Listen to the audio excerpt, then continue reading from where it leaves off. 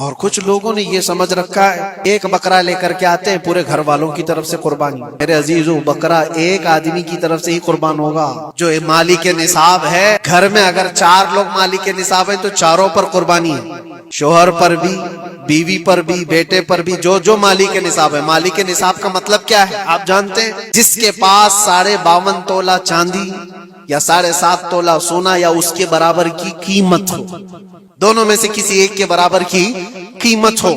اور قربانی واجب ہونے کے لیے سال بھر پیسے ہونا ضروری نہیں، قربانی کے دنوں میں اگر وہ مالک نصاب ہوا تب بھی اس پر واجب. زکوٰۃ کا حکم الگ ہے، قربانی کا حکم الگ ہے.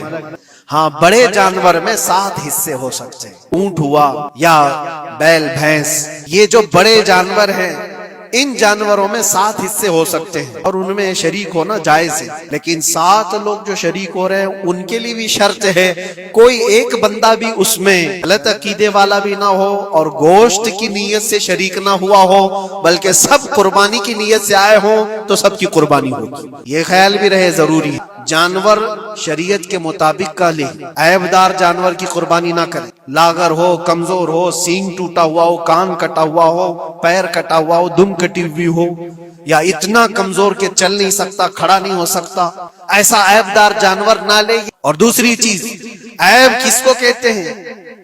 عیب کس کو؟ کان میں اگر سوراخ ہے تو وہ مکروہ ہے لیکن قربانی ہے اس کی.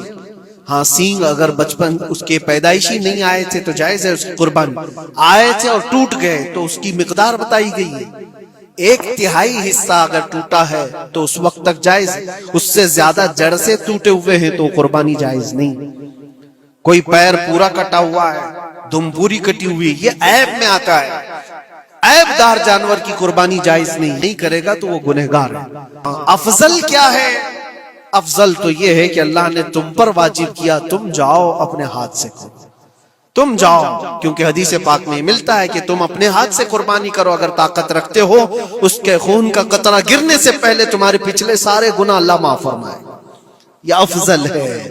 یہ ساری باتیں تھی جو عید قربان سے ریلیٹڈ تھی. اللہ کریم ہم سب کو اس کی رضا کے لیے قربانی کرنے کی توفیق عطا فرمائے.